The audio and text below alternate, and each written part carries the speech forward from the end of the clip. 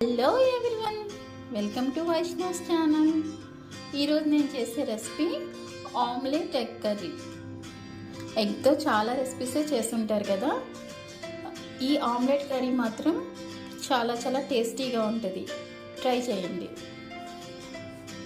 Omelette egg కర్రీకి కావాల్సిన ingredients: 1 cup onions, 4-5 chillies, eggs, garam masala powder, 1/2 teaspoon dhania powder, 1/2 teaspoon jeera powder, 1 spoon, 1/2 teaspoon పసుపు, 1 table spoon కారం మీరు తినేదాన్ని బట్టి అడ్జస్ట్ చేసుకోండి.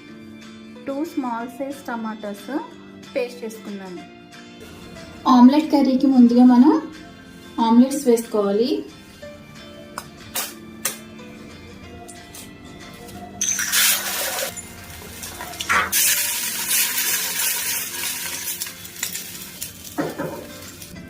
ఇలా ఆమ్లెట్లు వేసుకుని పక్కన పెట్టుకోవాలి.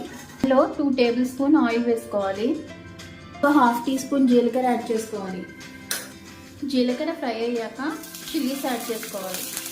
1 కప్ ఆనియన్స్ యాడ్ చేసుకోవాలి. ఆనియన్స్ త్వరగా ఫ్రై అవ్వడానికి కొంచెం సాల్ట్ యాడ్ చేసుకుందాం.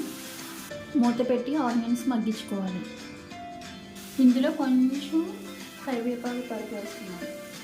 ఆనియన్స్ మగ్గాక మనం రెడీ చేసుకున్న టమాటో పేస్ట్ వేసుకోవాలి.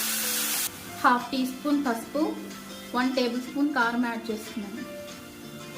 ఇందులో 1 స్పూన్ అల్లం వెల్లుల్లి పేస్ట్ వేసుకోవాలి. వేసుకున్న టమాటో పేస్ట్ బాగా మగ్గిపోయింది. 1/2 టీ స్పూన్ జీలకర్ర పొడి, 1/2 టీ స్పూన్ ధనియాల పొడి, 1 స్పూన్ గరం మసాలా, వీటన్నిటిని ఒకసారి బాగా కలుపుకొని వాటర్ యాడ్ చేసుకోవాలి.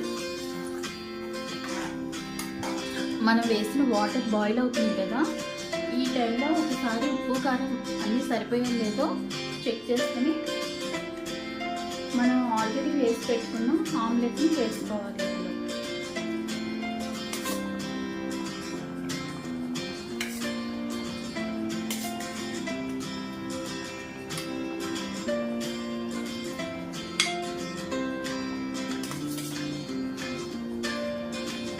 ఒక 5 మినిట్స్ మూత పెట్టి మగ్గించుకుందాం.